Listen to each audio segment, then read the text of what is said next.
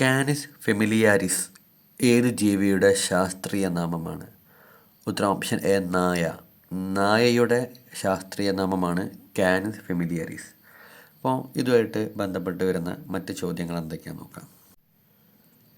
നായയെക്കുറിച്ചുള്ള പഠനമാണ് സൈനോളജി. ക്ലോണിങ്ങിലൂടെ സൃഷ്ടിക്കപ്പെട്ട ആദ്യ നായയാണ് സ്നെപ്പി. ബഹിരാകാശത്തെത്തിയ ആദ്യ ജീവിയാണ് ലൈക്ക എന്ന പട്ടി. ഡോഗ് സ്റ്റാർ എന്നറിയപ്പെടുന്ന നക്ഷത്രമാണ് Sirius. Rajapalayam, Doberman, German shepherd, Pomeranian, bulldog, dash എന്നിവ വിവിധയിനം നായവർഗ്ഗങ്ങളാണ്. അപ്പം നായേനെ കുറിച്ചുള്ള പഠനമാണ് സൈനോളജി. ക്ലോണിങ്ങിലൂടെ സൃഷ്ടിക്കപ്പെട്ട ആദ്യ നായയാണ് സ്നെപ്പി. ബഹിരാകാശത്തെത്തിയ ആദ്യ ജീവിയാണ് ലൈക്ക എന്ന പട്ടി. ഡോഗ് സ്റ്റാർ എന്നറിയപ്പെടുന്ന നക്ഷത്രമാണ് Sirius. Rajapalayam, Doberman, German shepherd, Pomeranian, bulldog, dash എന്നിവ വിവിധയിനം നായവർഗ്ഗങ്ങളാണ്. പൂച്ചയുടെ ശാസ്ത്രീയ നാമമാണ് ഫെലിസ് ഡൊമസ്റ്റിക്ക.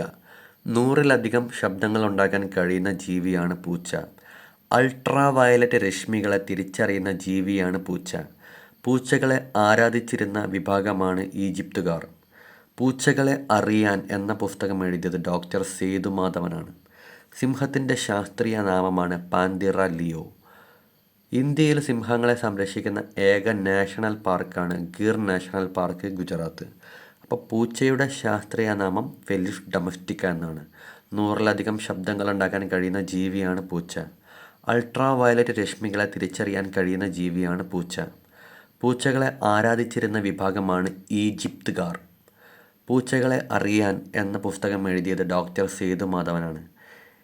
സിംഹത്തിൻ്റെ ശാസ്ത്രീയ നാമമാണ് പാന്തിറ ലിയോ. ഇന്ത്യയിൽ സിംഹങ്ങളെ സംരക്ഷിക്കുന്ന ഏക നാഷണൽ പാർക്കാണ് ഗുജറാത്തിലെ ഗിർ നാഷണൽ പാർക്ക്. വെളുത്ത സിംഹങ്ങളെ കാണുന്നത് ആഫ്രിക്കയിലെ കുർഗർ നാഷണൽ പാർക്കിലാണ്.